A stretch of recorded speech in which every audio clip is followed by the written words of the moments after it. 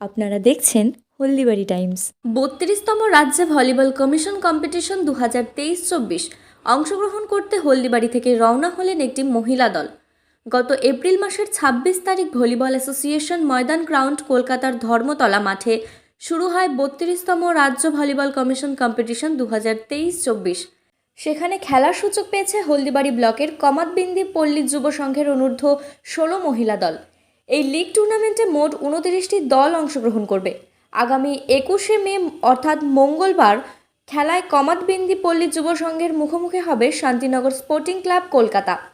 ওটা গেছে হচ্ছে কলকাতায় গেছে 32তম রাজ্য মিট আর কি চলতেছে ভলিবলে, সেখানে খেলতে গেছে। আর আমাদের টিমের নাম হচ্ছে কামাতবিন্দি পল্লী যুব সংঘ। 21 তারিখ থেকে খেলা আছে, খেলে তারপরে রিটার্ন হবে, তারপরে আবার যাবে। সেটা কি নকআউট টুর্নামেন্ট? না, লিগ। লিগ 21 তারিখ থেকে শুরু হচ্ছে। আচ্ছা, কজন গেল হলদিবে থেকে? হলদিবে থেকে টোটাল আমাদের 11 জন প্লেয়ার গেছে, আর একজন গেছে তোমার কোচ আর একজন ম্যানেজার। আচ্ছা, হলদিবে থেকে কি একটাই টিম?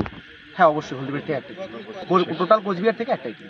কোচ আজকে কি দার্জিলিং মেল ট্রেনে করে গেল? হ্যাঁ হ্যাঁ হ্যাঁ, সন্ধ্যাবেলা বাইরে গেল। দেখি, রেজাল্ট তো ভালো করার কথা, এখন কতটা কি করতে পারে সেটা তো খেলার উপর ডিপেন্ড করবে। যদি ভালো খেলে তাহলে অবশ্যই ভালো রেজাল্ট হবে। আপনার পরিচয়? প্রস্তুতি তো ভালোই ছিল। আপনার পরিচয়? আমি হচ্ছি ভাস্কর রায়, মানে এই ক্লাবের একজন সদস্য।